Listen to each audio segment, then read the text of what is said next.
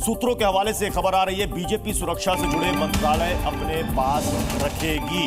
गृह मंत्रालय, वित्त मंत्रालय, विदेश मंत्रालय और रक्षा मंत्रालय बीजेपी अपने पास ही रखेगी। आपको बता दें कि वित्त मंत्रालय की डिमांड जेडीयू की तरफ से की गई है। रेलवे मंत्रालय, वित्त मंत्रालय और कृषि मंत्रालय, इन तीन की डिमांड जेडीयू की तरफ से की गई है। लेकिन जो बड़ी खबर आ रही है कि बीजेपी सुरक्षा से जुड़े मंत्रालय अपने पास रखना चाहती है, जिसमें गृह मंत्रालय, वित्त मंत्रालय, विदेश मंत्रालय और रक्षा मंत्रालय शामिल है।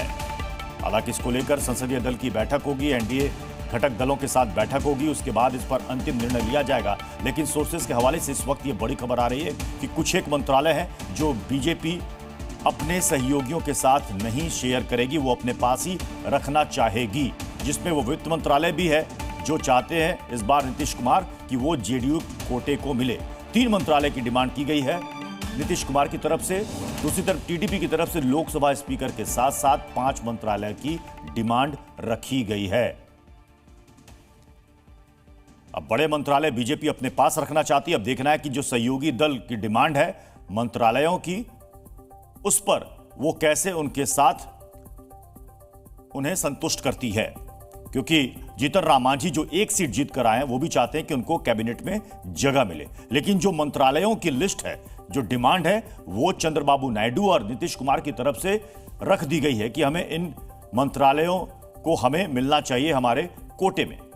इस बार बताया जा रहा है कि 4 सांसद पर 1 मंत्री पद का फॉर्मूला इस बार रखा गया है। देखिए, अब सरकार से पहले तेवर शुरू हो गए सहयोगी दलों की। यूसीसी पर सभी पक्षों से चर्चा हो, जाति जनगणना देश की मांग है, बिहार को विशेष राज्य का दर्जा मिले, अग्निवीर योजना से वोटर काफी नाराज हैं। ये वो मुद्दे हैं जिस पर जब नीतीश कुमार एनडीए में नहीं थे तब इन मुद्दों पर मुखर होकर नीतीश कुमार बोला करते थे। अब जब वो एनडीए में हैं और खास तौर पर अब वो केंद्र की राजनीति में भी आ गए हैं, उनकी पार्टी जीत कर आई है, तो ऐसे में वो चाहते हैं कि इन मुद्दों पर अब अकेले डिसीजन बीजेपी ना ले, अपने सहयोगी दलों से विचार विमर्श करे, उसके बाद ही कोई फैसला ले। और कुछ फैसले ऐसे हैं जिस पर बीजेपी को दोबारा से विचार करने की जरूरत है। यानी सरकार गठन से पहले, शपथ ग्रहण से पहले, अब वो इन मुद्दों पर चाहते हैं कि बीजेपी उनसे चर्चा करे। रविंद्र हमारे साथ जुड़ चुके हैं। रविंद्र, यानी अब सहयोगी दलों ने अपने तेवर दिखाने शुरू कर दिए हैं, यानी कि अब यहां से अब बार्गेन पावर का खेल शुरू हो गया है। बिल्कुल, देखिए, अभी प्रधानमंत्री के तौर पर शपथ नहीं हुआ है, मंत्रिमंडल का स्वरूप फाइनल नहीं हुआ है, लेकिन टीडीपी भी वित्त मंत्रालय चाहती है और जदयू भी। लेकिन जो हमें जानकारी मिल रही है कि वित्त मंत्रालय हो या विदेश मंत्रालय, रक्षा मंत्रालय या गृह मंत्रालय, ये सीसीएस के 4 मंत्रालय होते हैं, पार्ट होते हैं, जो प्रधानमंत्री के साथ डिफेंस को लेकर हो या इकोनॉमी को लेकर हो या जो अति संवेदनशील महत्वपूर्ण मसले होते हैं उस पर चर्चा होती है। ये चारों मंत्रालय बीजेपी अपने पास रखेगी स्पीकर के अलावा। इसके अलावा जितने भी मंत्रालय हैं उसमें कहीं भी बार्गेनिंग किया जा सकता है, जो सहयोगी दल हैं उनको दिया जा सकता है। तो जाहिर सी बात है, जो सुर अब से आ रहे हैं तो दबाव की राजनीति बनाने की है। जदयू का स्टैंडर्ड ये स्टैंड रहा है कि अग्निवीर को लेकर हो, वाजपेयी सरकार के समय बातें दोहराई जा रही हैं। कृषि मंत्री भी रह चुके हैं, रेल मंत्री भी रह चुके हैं, तो जाहिर सी बात है कि उनकी खास रुचि, खास इंटरेस्ट इन 2 मंत्रालयों पर सबसे ज्यादा है।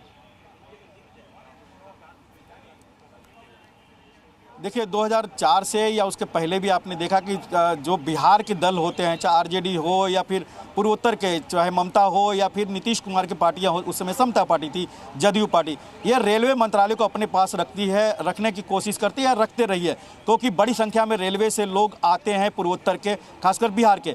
इसलिए रेलवे मंत्रालय एक तरह से वोट बैंक का भी एक मंत्रालय उनके लिए माना जाता है, जिसमें नौकरी भी होती है और रेलवे को एक नई नई ट्रेनें भी देने की जाती रही है।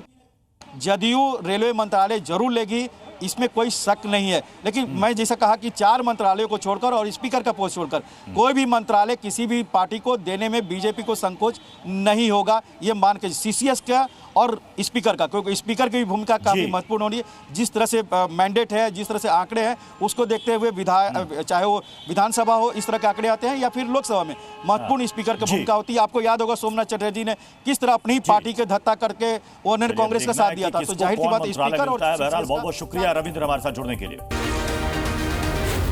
Zee News.